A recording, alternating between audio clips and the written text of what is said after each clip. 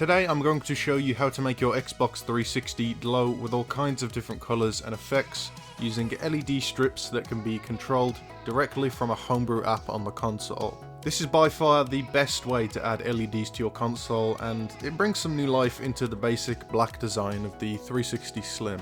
And it's all thanks to this custom PCB called the xLume. Today I'll show you how to install it on the Xbox 360 Slim, specifically the Trinity model. But I've seen people install this on other models too, so you'll just have to find the correct connections for your console. So without further ado, let's get the xLume installed. To begin with, I'll glue it down to the motherboard in this spot to ensure that it doesn't get knocked around when the console is reassembled.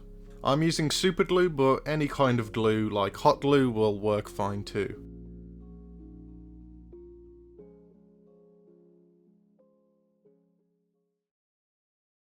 Now to connect up some wires. Before we do, let's add some flux and pre-tin all 6 points on the xLume.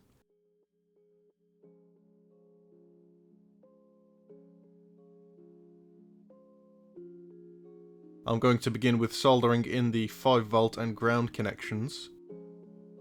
Simply attach 2 wires to these points.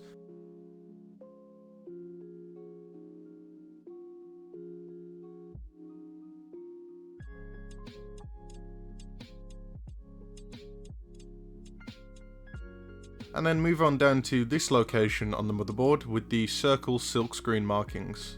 This is where we're going to be getting our 5V and ground signals from. Add some flux to the points and add some solder to them. I found that these points require lots of heat, so keep that in mind. The 5V connection is the point on the left and the ground is the one on the right. Trim your wires to a nice length and then connect up these points to the xLume.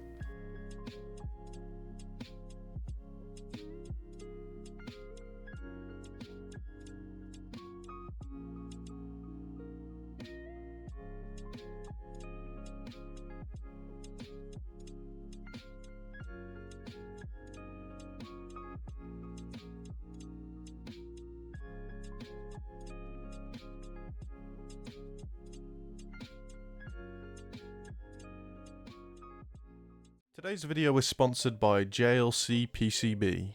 JLC PCB is the cheapest and best way to get your PCBs printed professionally. They offer lots of customization on PCBs, including the colour of the silkscreen, thickness of the boards, and lots of other things that you need to make your PCB perfect. They offer a top-notch quality service at low, affordable prices. They also offer 3D printing and CNC machining, making them the perfect solution for all of your project's needs. Go to the link in the description below to get your PCBs professionally printed today. Big thanks to JLC PCB for sponsoring this video. Now let's get back to it.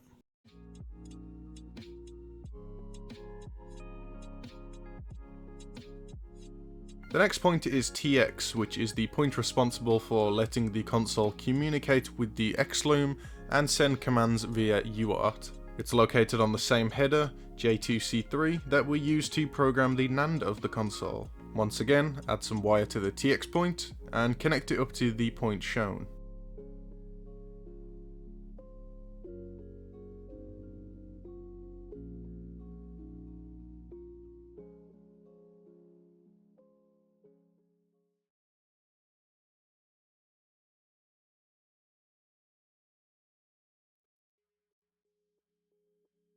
And that is all we need to do on the console's motherboard. The remaining 3 points on the xLume are actually for our LED strips.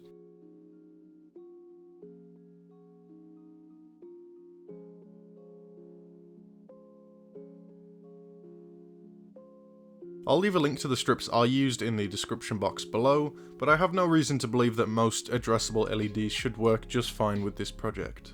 I'm going to be installing my LEDs around the fan, so let's measure up how much of the strip we need and then cut the remainder off.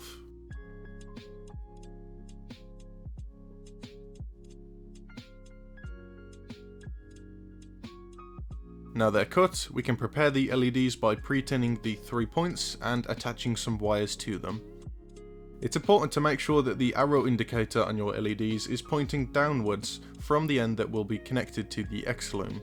I'll add some flux, and then add some solder to each of the 3 pads. Then I'll attach a wire to each of my points.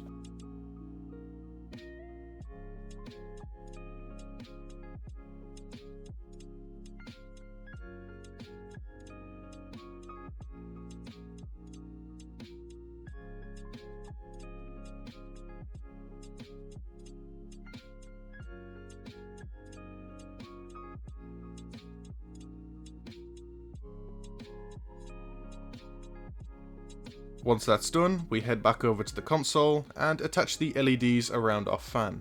My strips have some adhesive backing, so I'll remove it and stick these strips down.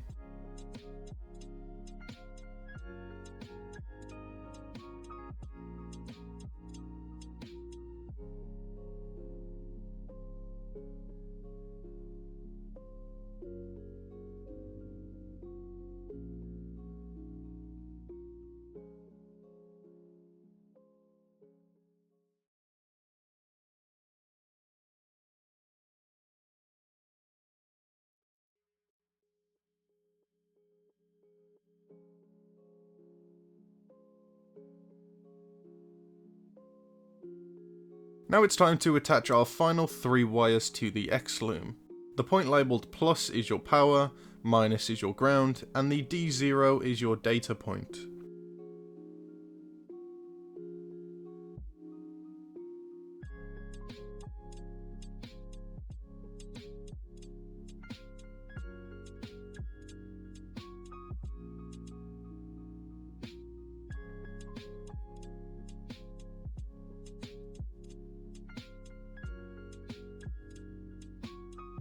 If you've done everything correctly, then this is what your finished product should look like.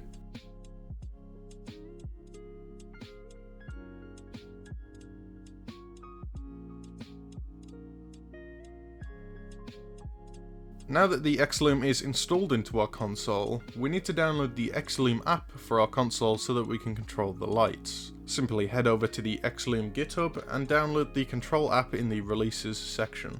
You'll have 3 files inside of the zip file, and the one we need to edit is the xlume.ini configuration file.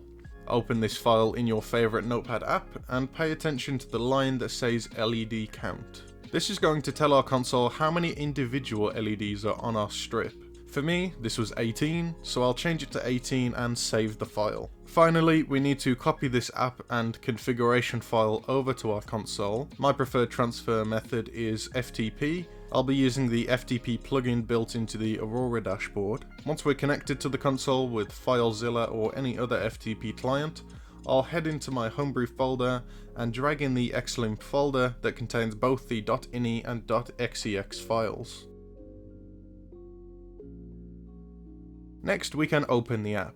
To do so, navigate to xex menu and head into your homebrew folder. Open the xLume folder and click A on the .xex file. This is the app that we will use to control our LEDs. As you can see, there are a few different cool effects, such as rainbow color waves, twinkle effects, or simply just the option to choose which static color you'd like. The LED preview on this screen also updates as you edit the RGB sliders at the top, so you can precisely pick exactly which color you'd want.